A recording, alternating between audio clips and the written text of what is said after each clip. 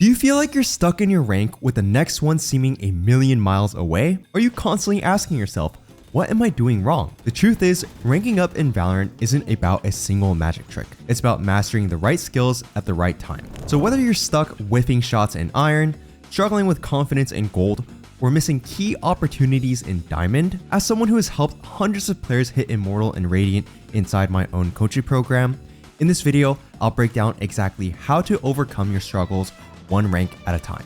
You might hear tips and strategies you've never considered before, so make sure to stick around until the end.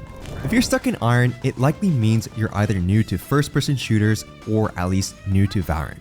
This is where many Iron players go wrong by trying to focus on too many elements at once. However, the best way to improve at this stage is by simply focusing on your basic mechanics. Begin with crosshair placement and movement because these form the foundation of good aim. For crosshair placement, always aim at head level and practice keeping your crosshair aligned with common angles where enemies might appear. A great way to train this is by loading into a custom game on your favorite map and running around while pre-aiming likely enemy positions. Use map features such as edges or lines to guide your crosshair. If you can get a friend to help, you can even practice peeking or holding angles together. Once you feel confident, jump into the deathmatch to apply what you've learned. Focus on maintaining your crosshair at head level and landing consistent shots. Now let's discuss movement. While aiming is about your crosshair, movement focuses on how you position your agent. Good movement allows you to peek effectively, hold angles, and avoid unnecessary deaths.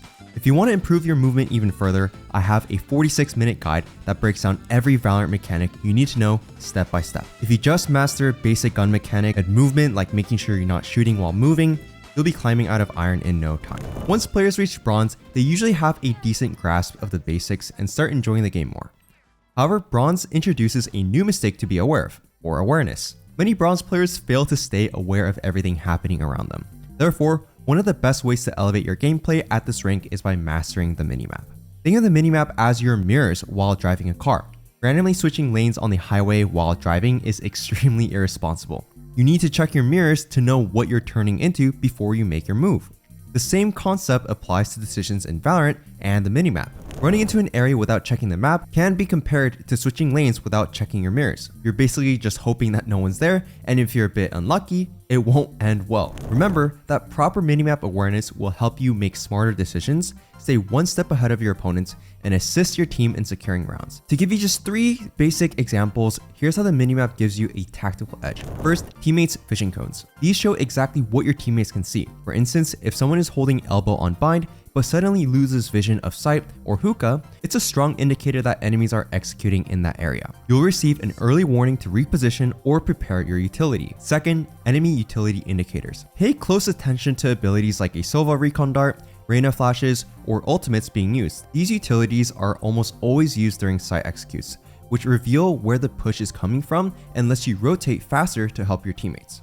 Third, enemies spotted. If a teammate spots 3 or 4 enemies on the minimap, it's very likely that the enemy team is committing to that site, especially if you see both the sentinel and the controller there. Use this information to stack the site or adjust your positioning to prepare for a retake. Once you've climbed to silver, you should have a solid understanding of the game's basics. Great job. However, a common mistake I see in silver is ignoring the importance of committing to a specific agent or role. Many players switch agents every game, which can slow down their progress. Finding the right agent or role is going to be essential here. Ask yourself, which role do I enjoy the most? Do I like supporting my team, lurking, or being the entry fracker? Once you figure this out, concentrate on a small pool of agents that match your playstyle. Newer players often spread their skills too thin by rotating between multiple agents. Instead, by becoming proficient with just 1 or 2 agents, you'll grow as a player much more effectively. If you find an agent fun, stick with that agent. Mastering their abilities and playstyle will allow you to refine your aim and movement instead of constantly having to focus on relearning utility. As you climb higher,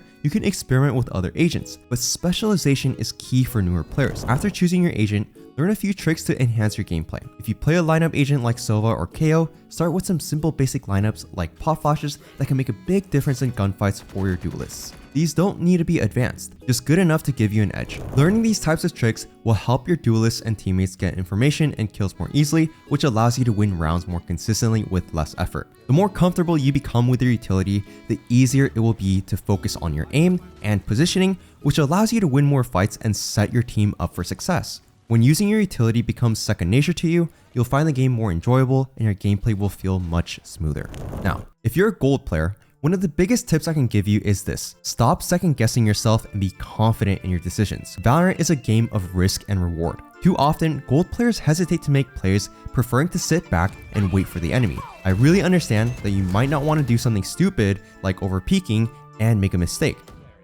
However, it's important to remember being overly worried and second guessing yourself is a mistake in itself. You need to practice limit testing yourself and find what works to improve further. While playing passively has its moments, sometimes an aggressive, well-timed play can win you the round. To give you a random example, if you're holding C site on Haven, consider pushing into C cubby early in the round. This gives you valuable early information and allows your teammates on C to focus fully on garage or even leave it altogether if your utility covers it. Simple plays like this can give your team the advantage, but hesitation can make you miss the opportunity entirely. The key is to remember that it's okay to make mistakes. Even the best players mess up, and toxic teammates who act like they know everything also make errors. What matters most is learning from those mistakes. Let's say you push an angle and repeatedly get picked off by a lurking enemy. Next time, bring a teammate to help clear it out or change your position. Similarly, if you keep dying where the enemy uses a lot of util, make sure you adapt so you don't fall into the same trap. At the end of the day, playing ranked is all about improvement. Every game,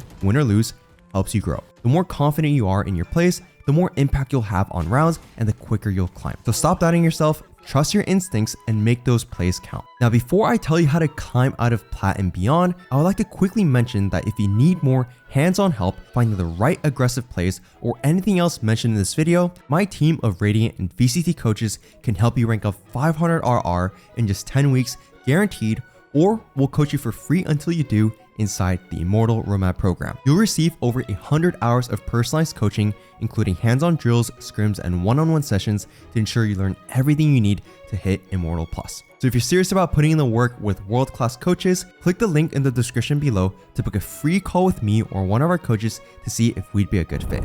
Hurry, because we just have 11 out of 80 spots remaining for the next season of the program that starts next week. Now, let's get back to the video. As a platinum player, you've likely mastered the basics and discovered a few go-to plays that work really well. However, to climb higher, you need to expand beyond these strategies and focus on understanding why certain plays fail or succeed. It's easy to rely on the same familiar moves, maybe a specific site push, util setup, or angle to hold. While these can be effective, Valorant is a dynamic game, and platinum opponents are more likely to adapt and punish predictable habits. You need to stay creative and adapt on the fly to keep your gameplay unpredictable. The main challenge that I see for platinum players is figuring out why certain plays don't work. For instance, if you rush a site and fail, determine whether it was due to poor timing, an enemy counter to your util, or a lack of coordination. Instead of dismissing it as bad luck, take time to actually analyze the situation. Ask yourself if your play was predictable, if the enemy read your intentions, or if your team's utility supported the push. By identifying more of these patterns, you can avoid making the same mistakes repeatedly. Getting into the habit of contextualizing mistakes encourages you to attempt riskier and more creative plays. Even if they fail, you'll gain insights that help you improve in future matches. In Plat, your creativity and understanding of the game's context distinguish good players from great ones. Stay adaptable, analyze your decisions, and you'll be on your way to breaking into Diamond. Now, reaching Diamond is a significant achievement. At this level, most players have spent considerable time honing their fundamentals, which make ranked games far more competitive. However, even in Diamond, mistakes happen all the time. Your ability to punish those mistakes is what will set you apart. Many Diamond players are mechanically sound, but struggle to capitalize on enemy misplays. To gain the upper hand, focus on recognizing patterns, conditioning your opponents, and visualizing the map to spot gaps in their setup. Recognizing patterns involves observing how your opponents play. Do they always push the same angles? Is someone consistently holding an aggressive off angle? Or do they leave certain areas of the map exposed? By noting these tendencies, you can predict their moves and exploit them. Another thing you can try is conditioning your opponents to bait out predictable reactions. It might not be your top priority in ranked specifically, but it remains a useful concept to learn. Conditioning often involves reading the map, noticing gaps, and identifying weaknesses in the enemy setup, especially when you're on attack. For example, if you've pushed a site twice successfully, your opponents will start expecting it. You can then use that expectation to fake them out and target another site. You can also observe defensive patterns, such as when and how the enemy rotates based on previous rounds. And lastly, you need to learn how to visualize the map. Always think about where enemies might be, how they rotate, and where their attack or defense is vulnerable. A solid grasp of map control helps you identify gaps, whether it's an under-defended site or a predictable utility setup. Exploiting those vulnerabilities give you a significant advantage. At this rank, it's not just about playing well, it's about playing smarter. Identify your opponent's weaknesses and adjust your style accordingly.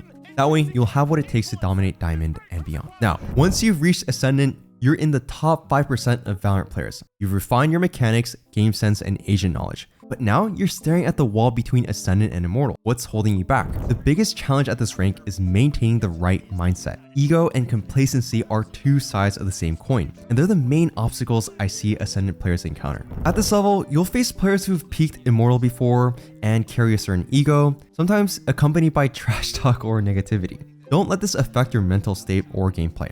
If their ego starts getting in your head, mute them and focus on your own performance. Mental strength separates those who climb from those who remain hard stuck here. On the other hand, complacency can creep in when you feel comfortable in your rank. Many Ascendant players begin to settle, assuming they've reached their limit. That mindset is the precise thing that's really keeping them stuck. If you want to break into Immortal, you must keep pushing yourself. Continue refining your fundamentals and analyzing your mistakes. Whether it's improving your aim, optimizing your decision making, or mastering more of your util, there's always room to grow.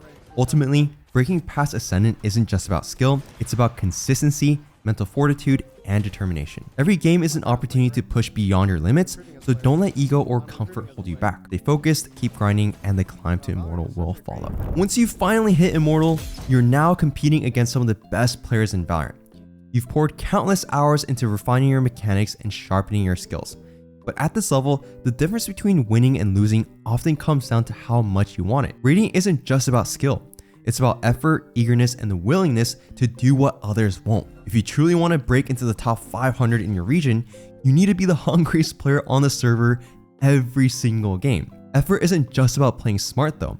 It's about min-maxing every detail. Communicate everything, everything, from calling out player positions to making comms like I'm gonna flash, setting up crossfires, and making sure your trades are seamless. Watch pro games, study lineups, and learn the small tricks that give you those tiny advantages. Even saving a round properly instead of forcing unnecessary plays can make a huge difference in the long term. It's all about doing everything as efficiently as possible and squeezing out every bit of value from your gameplay. Yes, teamwork and coordination matter too, but reaching Radiant requires more than just cohesive team play. It's about eagerness and being willing to do things your opponents won't. Whether it's grinding out custom work or outthinking your enemies in clutch situations, you need to be the player who refuses to leave anything on the table. At the end of the day, the biggest mistake any Immortal players make is not wanting it enough. If you're not pushing yourself to go the extra mile in every game, someone else will. Radiant is a massive goal, but if you combine skill, effort, and a relentless hunger to improve, it's absolutely achievable.